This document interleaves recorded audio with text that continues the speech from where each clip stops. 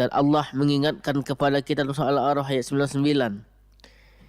Bismillahirrahmanirrahim. Fala man maghrallahi illa qauma hasira. Maka tidaklah merasa aman dari azab Allah melainkan orang-orang yang merugi. Dan orang-orang yang merasa dirinya banyak perbuatan dosa, orang-orang yang merasa dirinya banyak merugi atas dosa-dosa yang ia perbuat, maka dia khawatir pahalanya akan digugurkan oleh Allah Subhanahu wa taala. Sikap apa lagi yang bisa menggugurkan amalan-amalan kami?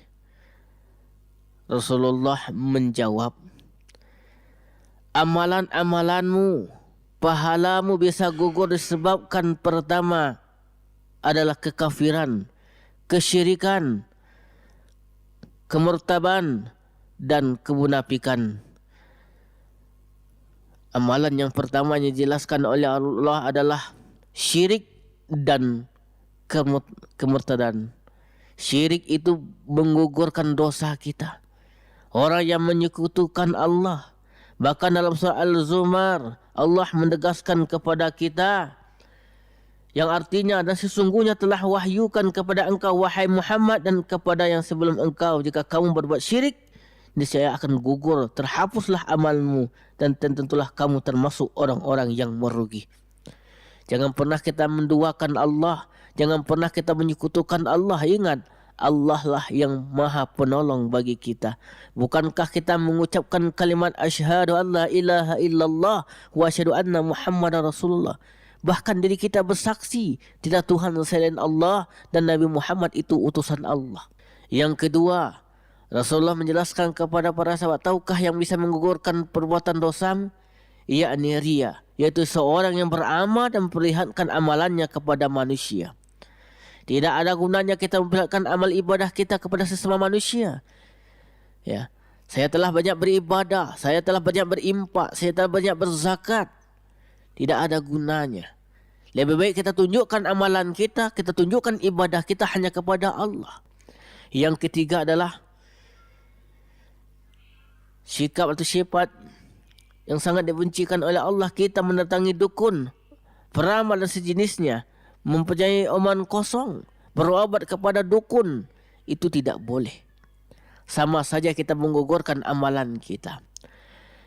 Lebih baik kita datang, ketika kita sakit kita datang ke dokter. Dokter pun adalah tempat kita minta, berusaha untuk mengobati penyakit kita itu kepada dokter. Dokter pun perantara di atas dunia ini. Karena sesungguhnya yang mengobati sakit kita itu adalah Allah Subhanahu wa taala. Sesungguhnya yang ada di bumi ini datang dari Allah. Semuanya datang dari Allah. Maka mintalah kepada Allah. Mintalah sakit kita diangkat oleh Allah. Mintalah kita senantiasa di jalan Allah. Mintalah kita istiqamah di jalan Allah. Jangan kita diberi sakit, malah iman kita semakin turun. Yang keempat, Allah sangat membenci orang yang durhaka kepada kedua orang tuanya.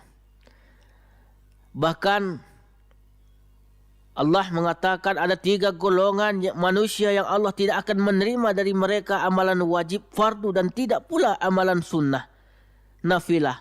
Mereka pada hari kiamat kelak, seorang yang durhaka kepada orang tuanya, seorang yang menyebut-nyebut sedekah pemberiannya, dan seorang yang mendustakan takdir, dan yang ini semua tidak akan diterima amalannya oleh Allah. Ingat, kita bisa ada di atas dunia ini karena orang tua kita. Kita dilahirkan 9 bulan kita di perut ibu kita, di rahim ibu kita. Kita dilahirkan penuh perjuangan.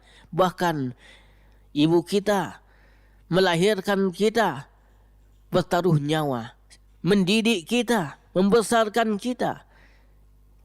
Allah menginginkan kita hidup di atas dunia ini dengan satu tujuan, yakni beribadah kepada Allah. Jangan durhaka kepada orang tua kita. Yang kelima, Allah tidak menyukai orang yang bergembira atas terbunuhnya seorang mukmin. Rekan-rekan kita di Palestina terbunuh akibat berjuang menegakkan kalimat Allah. Apakah kita tertawa atas kematian mereka? Tentu tidak. Kita ikut bersedih, kita ikut berbelasungkawa atas meninggalnya saudara-saudara kita di Palestina. Kita hanya bisa berdoa, tidak bisa berjuang bersama mereka, kita hanya bisa berdoa. Dan yang terakhir, yang keenam,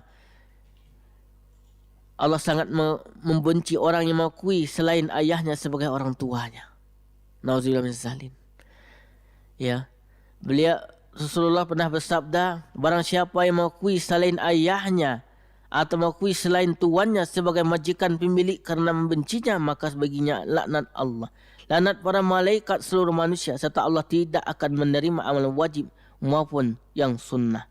Nah, yang keenam ini, kita tidak akan ada di atasnya tanpa seorang ayah. Kita harus akui bahwa banyak yang menggugurkan dosa kita. Ya, bahwa hal-hal kecil yang kita lakukan bisa menggugurkan dosa-dosa kita.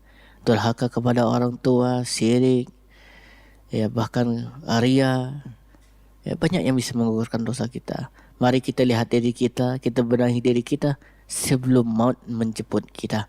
Lebih baik kita bertobat nasuha, minta ampun kepada Allah. Ya, kita tidak akan terasa bahwa sedikit demi sedikit dosa kita gugur berkat perbuatan kita sendiri. Mari kita tetap istiqomah, bertakwa kepada Allah, insya Allah kita bisa di surga Allah Subhanahu wa ta'ala.